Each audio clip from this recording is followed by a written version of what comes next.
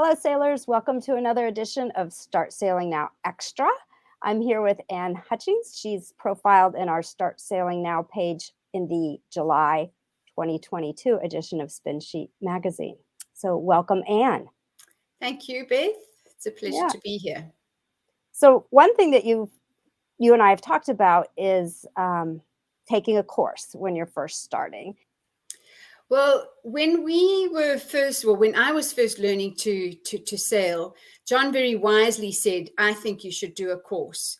He was a very experienced sailor, and he could have taught me, but I think he just realized that there needed to be an outside person teaching me things the right way. Because if you're with an instructor, they have certain things that they have to do within the sailing course, and they teach you the good habits, hopefully, anyway. After which you can adjust them to your own style. But so that was his way of saying, well, I'm happy that you want to get involved. But he realized that it was probably a good thing for us to have somebody from the outside. Yeah, so we went and did a course, and he came with me because he had not sailed for a while, and he figured, well, you can always learn something. Even if you know a lot, you can still learn something from somebody different, because everybody has a slightly different way of doing things. And I think one of the things that you mentioned that you learned is to talk through maneuvers once you got on the boat together, to really talk through what you were going to do before you did a maneuver. And that kind of communication was a helpful technique for you. Yes, and I think it's a helpful technique for anybody, because before you coming into the dock, or even before you're going into a port where you don't know what's going on, you need to have a strategy in mind. Or even before you're going to anchor. And we had more arguments over anchoring than anything else in our whole marriage, because it was a case of, no, here, where are we going to anchor and how are we going to do it?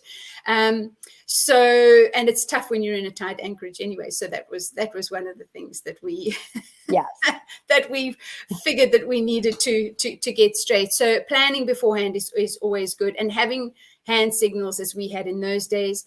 These days, a lot of people have what we call marriage savers, which are those headphones where you can talk to each other from wherever you are on the boat, whether one person is on the dock and one person is on the boat, or whether one's on the bow and the other one's at the helm. That's right. I just saw a couple using those docking into a tight slip recently here in Annapolis. I think so many people kind of head into port and then they go, oops, where are the lines, where are the fenders, all that sort of thing. It's great to make sure that you've got everything, even if you're not sure whether you're going to be port side to or starboard side to, that at least everything's on deck, so you can quickly move things around. And then also to have an exit strategy, so that if for some reason things are not going according to plan, you can back out and don't try and make the best of a bad situation. Just back out, get out, reassess, and start again, because that just puts you into a better situation, and it makes it safer.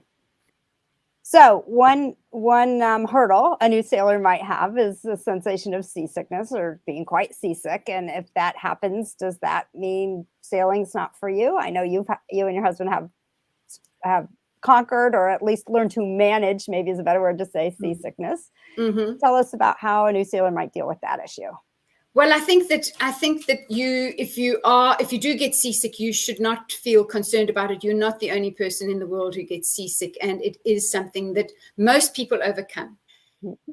Work through it.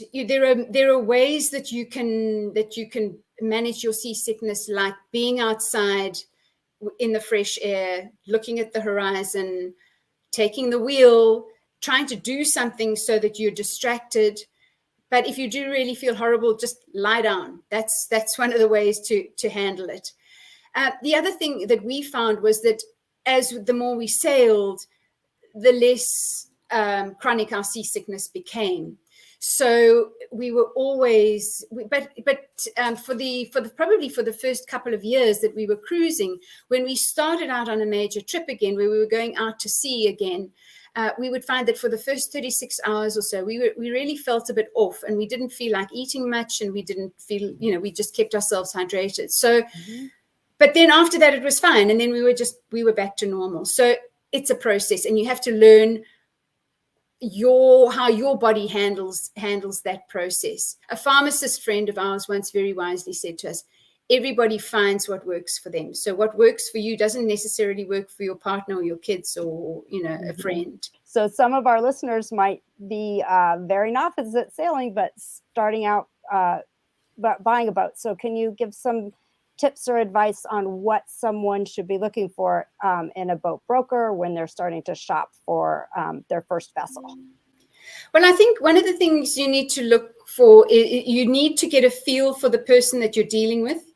I think their responsiveness, how much they, how do they communicate? One of the biggest parts of buying a boat is finding a broker that you feel that you can trust, and finding a broker who will give you good advice. And, most brokers have good experience, and they can read the customer and find out what it is that they need. So one thing I think I'd like to say is that, when you're learning anything, it is a process. And so it's the same with sailing. You have to go through a process where you're learning how to sail, you're learning how the boat handles, you're learning how you handle the difficult conditions or even good conditions. Do you like being on the boat? I think that's very important. And so it's no different from anything else. The other thing I do want to say is that for so many people, it's the husband's dream, and the wife says, oh, well, I just come along and read a book. You should learn the basics. Even if you're not that interested in sailing, learn the basics so that you know what to do if something happens to your husband. If he falls and slips and cuts himself or whatever the case is, it's a good idea. And if you do learn, inevitably you'll enjoy it so much more, because you know what's going on the boat, and it gives you something to do other than read your book. Thank you, Anne, for your time. And we hope to see you out on the water, and have a wonderful sailing season. Thank you. And thanks for having me on. It's been fun. It has been.